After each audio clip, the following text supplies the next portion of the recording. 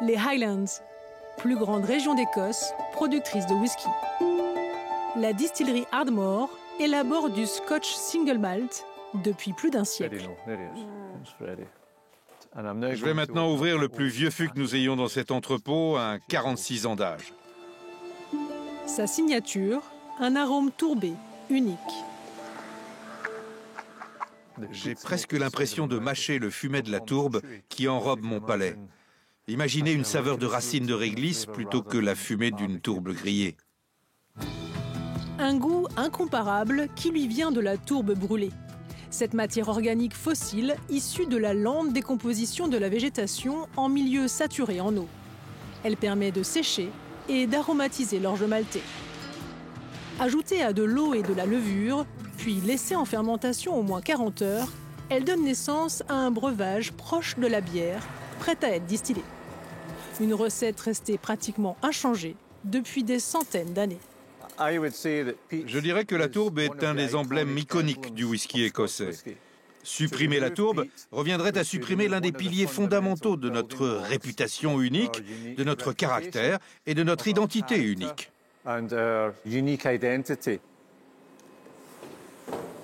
Conserver la tourbe comme un composant essentiel est devenu un sujet brûlant dans l'industrie du whisky, opposant tradition séculaire et urgence environnementale. À 50 km au nord, la multinationale japonaise, propriétaire de la distillerie Ardmore, restaure un ancien site d'extraction de tourbe. Aujourd'hui, la tourbière est ce que nous appelons une tourbière dégradée. La majeure partie de la tourbe est exposée. Elle devrait être verte d'un bout à l'autre. Vous ne devriez donc pas voir du tout de noir. Pendant plus de 50 ans, la tourbe a été extraite et découpée en briques. À l'origine, elle atteignait 3 mètres de profondeur. Aujourd'hui, il n'en reste plus que 20 cm. Une fois endommagées, les tourbières deviennent un danger climatique sérieux. Lorsque la tourbe est exposée, elle s'autodétruit et le carbone qu'elle retenait se libère dans l'atmosphère ou part dans l'eau qui ruisselle un peu partout. On le sait peu, mais les tourbières sont l'un des puits de carbone les plus efficaces dont nous disposons. Ils se sont formés au cours des milliers d'années par l'accumulation de végétation morte, piégeant ainsi le CO2 que les plantes vivantes avaient capturé dans l'air. Les zones humides écossaises couvrent 20% du pays et elles stockent l'équivalent de 140 années d'émissions de l'Écosse. Pour activer leur pouvoir de stockage de carbone, elles ont besoin de plantes. Ce qui recouvre la tourbe exposée est ce que nous appelons la mousse de Sphaigne, une super plante qui contribue à la formation des tourbières et de la tourbe. Et la mousse est très efficace pour coloniser les endroits où l'eau est constante. Comme une grève capillaire, des échantillons de mousse de Sphaigne seront plantés dans des étangs, afin de redonner à la tourbière sa splendeur verte d'antan. Le 3e producteur au monde de spiritueux, Suntory Global Spirits, finance l'intégralité de ce projet, avec pour objectif de restaurer d'ici 2030 autant de tourbes qu'elle en extrait. Nous nous engageons à ce qu'il y ait au moins autant de tourbes à l'avenir. C'est avant tout une décision commerciale qui vise à agir de manière responsable et durable. Mais les distilleries ne sont pas les seules à dépendre de la tourbe. Elle est surtout utilisée dans les terreaux et les composts. Le secteur horticole est le plus grand consommateur et extracteur de tourbe au monde.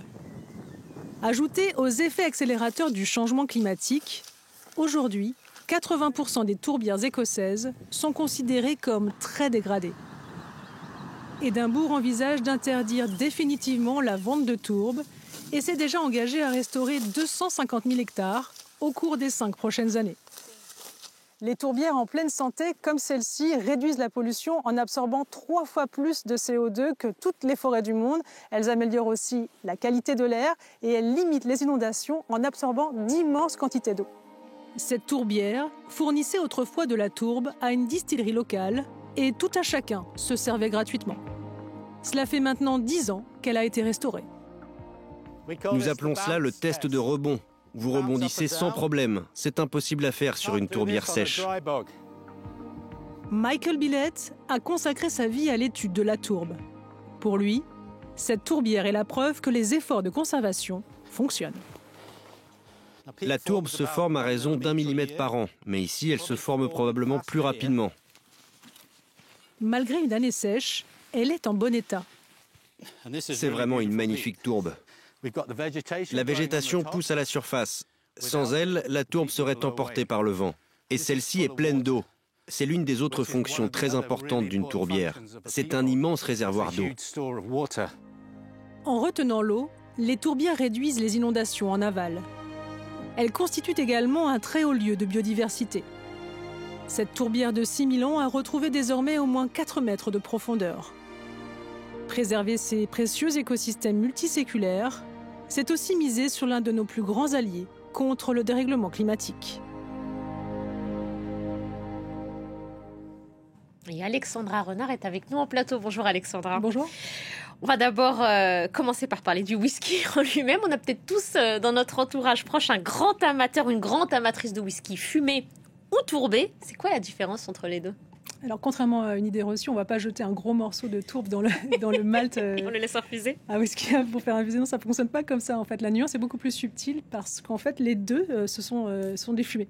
Il y en a une qui est fumée avec du charbon et l'autre qui est fumée tout simplement avec de la tourbe. Donc, en fait, le charbon et la tourbe, ce sont des combustibles qui servent à sécher les céréales et ce sont que les fumées épaisses qui finalement imprègnent directement et définitivement le grain du whisky qui lui donne cet arôme si particulier. Donc, c'est à la fois subtil et volatile. Et pourquoi est-ce que les Écossais tourbent-ils ? C'est comme ça qu'on dit le whisky.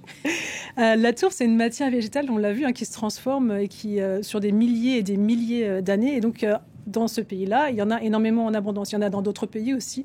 On en retrouve en Russie, on en retrouve aussi au Canada, mais au Royaume-Uni et particulièrement en Écosse, sur cette terre qui est la terre-mère du whisky. Donc effectivement, les Écossais sont naturellement tournés vers ce produit qu'ils ont en abondance dans leur pays. Ils travaillent avec ce produit-là, aussi bien pour se chauffer, mais aussi pour fabriquer leur propre whisky. On appelait ça d'ailleurs le charbon du pauvre. Et aujourd'hui, en fait, cet aromate qu'on retrouve naturellement dans le whisky, c'est finalement le fruit du hasard. Et les tourbières ont des pouvoirs essentiels, mais elles ne sont pas éternelles. C'est ça. En fait, elles couvrent actuellement seulement 3% des terres émergées de la planète et pourtant, elles sont capables d'absorber 2 fois plus que l'ensemble des forêts dans le monde, c'est-à-dire 75% du CO2 qui se retrouve dans l'air et 30% du CO2 qu'on a dans nos sols. Ce sont aussi d'immenses éponges d'eau, finalement, donc des grosses ressources hydrauliques dont on aura besoin avec la multiplication des sécheresses qu'on rencontre un peu partout sur la planète. Mais ces ressources-là, elles ne sont pas non plus éternelles, comme vous l'avez dit. Au contraire, elles sont non renouvelables parce que justement, elles mettent des milliers d'années à se produire. Et lorsqu'elles sont endommagées, eh bien, c'est le processus inverse qui se produit, c'est-à-dire qu'au lieu de garder le CO2, elles le libèrent. Et donc là, en ce moment, elles sont tellement dégradées à hauteur de 80% qu'elles libèrent tellement de CO2 qu'elles intensifient finalement la crise climatique par le réchauffement. Parce qu'elles sont surexploitées. Qui est responsable de ça ? C'est ça, elles sont vraiment surexploitées. C'est-à-dire qu'en ce moment, là, quand vous perdez 1 centimètre par an de tourbe, c'est 22 tonnes de CO2 qui se libèrent dans l'atmosphère. Alors on l'a vu, effectivement, c'est l'industrie du whisky qui participe, qui contribue à cette dégradation de la tourbe, mais finalement qu'à hauteur de 1%. C'est surtout destiné à l'industrie horticole et aussi au combustible du charbon. Ce sont ces deux secteurs-là qui finalement en consomment le plus. Et pour y remédier, le gouvernement écossais a choisi, en tout cas il a l'intention de fermer la vente de cette tourbe un peu partout, et y compris pour le whisky. C'est pour ça que les industriels du whisky s'inquiètent énormément. En Écosse, on a 152 distilleries qui sont en activité actuellement. C'est énormément de whisky. C'est 44 bouteilles par seconde qui sont produites et expédiées dans le monde entier. Donc c'est vraiment 160 pays concernés. C'est une toute petite nation, 5,5 millions d'habitants et finalement 7 milliards d'euros. Donc vous voyez, il y a un gros enjeu économique et une grosse valeur ajoutée aussi pour le whisky. Donc on peut imaginer que cet arôme-là, il ne va pas disparaître en tout cas. C'est ça, c'est justement. Alors, du coup, comment faire sans ? Est-ce qu'on peut faire sans la tourbière et en dévier ? Est-ce que ça, c'est possible ? Alors c'est possible. On a visité d'autres distilleries qui ont découvert de nouveaux aromates et de nouveaux fumés, mais il n'y a rien qui peut égaler vraiment ce fumé de la tourbe. C'est quand même une matière végétale qui est unique, qui est multiséculaire. Donc c'est possible, mais ça ne sera jamais l'identique. Et puis pour le secteur horticole, évidemment, il y a plein de solutions, dont notamment tout simplement utiliser notre propre compost. C'est gratuit, c'est naturel, c'est presque infini. Et puis aussi pour aérer la terre, parce que finalement c'est ce que fait la tourbe dans le terreau. On peut utiliser par exemple des billes d'argile, le sable c'est contre les mauvaises herbes. Et puis aussi l'écorce de pin. Enfin, il y a plein de choses naturelles qu'on retrouve dans la nature qui permettent de ne pas utiliser le terreau et de protéger la nature. Merci beaucoup Alexandra. On peut retrouver ce reportage sur nos réseaux sociaux. N'hésitez pas à vous abonner d'ailleurs à Élémentaire. Et pas que pour les amateurs de whisky pour ce sujet. Merci beaucoup Alexandra. Merci.